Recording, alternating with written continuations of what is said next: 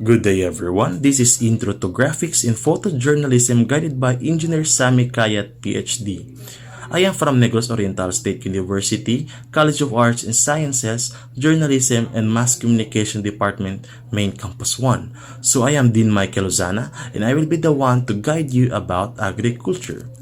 There are three types of agriculture, but first, let us define agriculture.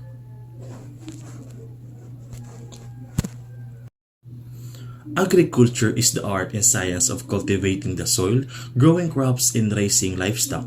It includes the preparation of plant and animal products for people to use in their distribution to markets. So the three types of agriculture is the industrialized agriculture, traditional agriculture, and lastly, the organic agriculture. So first, let us tackle about the industrialized agriculture.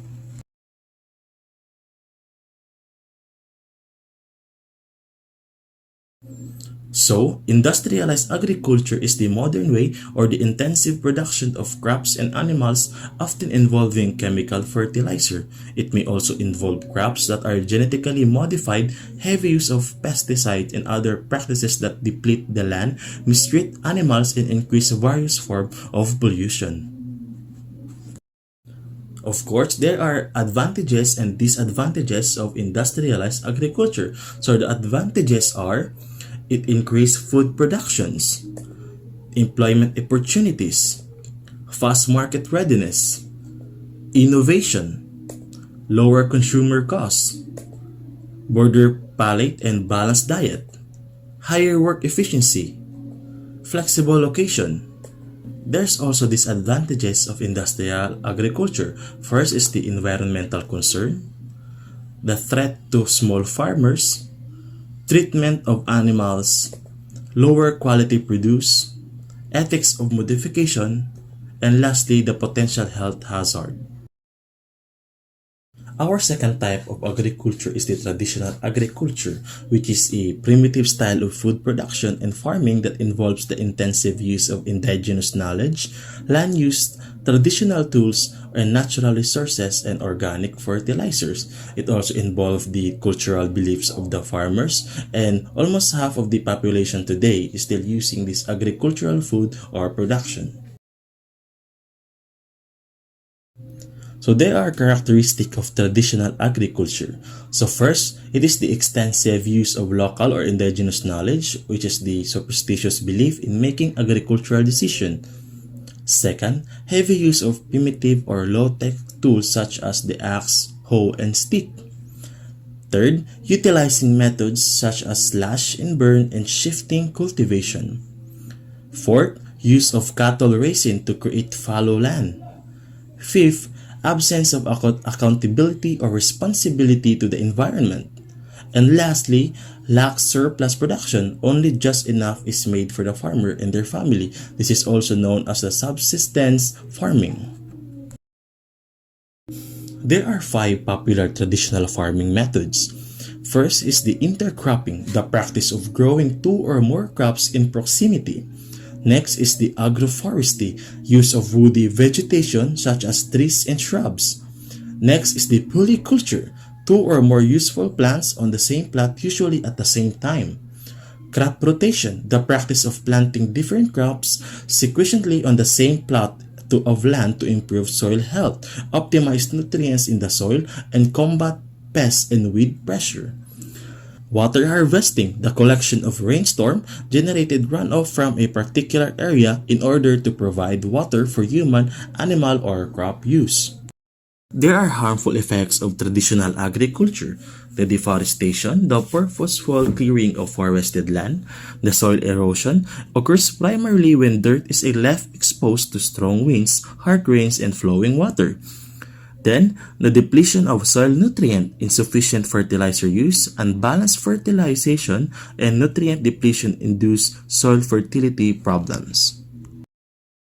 Our last type of agriculture is the organic agriculture. Organic agriculture can be described as a holistic method of farming that is designed to maximize productivity and improve the well-being of all related agro-ecosystem. This includes considering the well-being of plants, livestock, soil organisms, and people while practicing agriculture.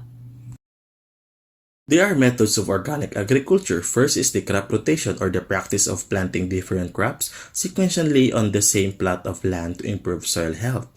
Second is the cover cropping, a close-growing crop that provides soil protection, seeding protection, and soil improvement between periods of normal crop productions. Third is the green manure, crops grown specifically for building and maintaining soil fertility and structure. Animal manure, solid, semi-solid, and liquid byproducts generated by animals grown to produce meat, milk, eggs, and other agricultural products for human use and consumption.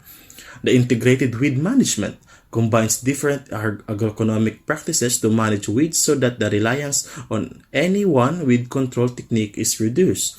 And the livestock management. Farm management includes skills as basic husbandry, nutrition, communication, preparation, adaptation, evaluation, attention to details in establishing a farm culture. There are advantages of organic farming. First is the organic farmers reduce greenhouse gas emissions. Organic farming is more environmentally friendly. Organic farming is more sustainable. Organic farming is more energy efficient. Organic farmers don't use non-therapeutic antibiotics and growth hormones. Established organic farmers are less vulnerable to risks. But also, there are disadvantages of organic farming. First, organic farming requires well-designed methods to compete with conventional farming. Organic farmers can't use growth hormone to increase milk productions. Organic farming is generally more labor-intensive. Organically farmed produce costs more. Organic farming requires a buffer zone with neighboring conventional farms.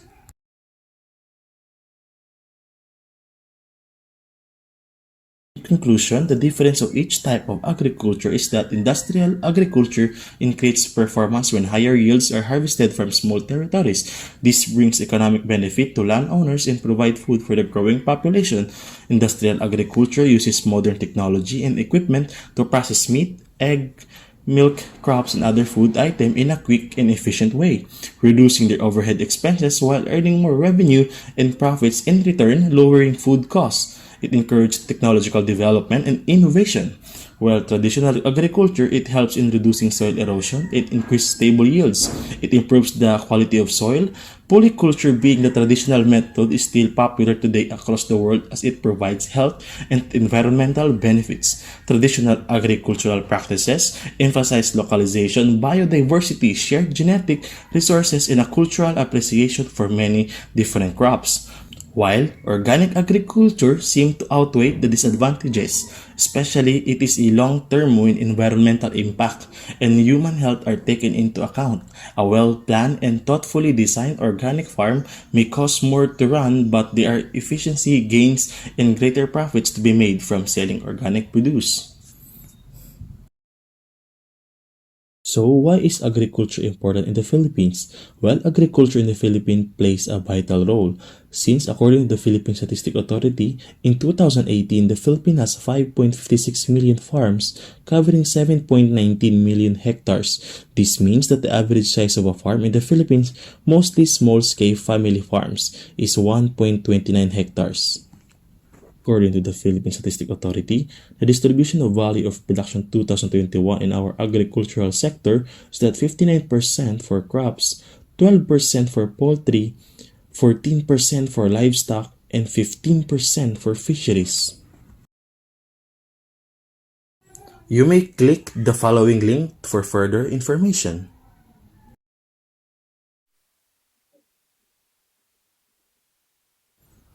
Once again, I am Lozana Din Michael, your presenter, and this is the Intro to Graphics and Photojournalism.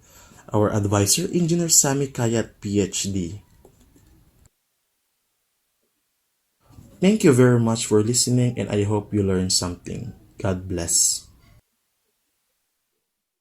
According to Bill and Melinda Gates Foundation, investment in agriculture is the best weapon for hunger and poverty, and they have made life better for a billion of people.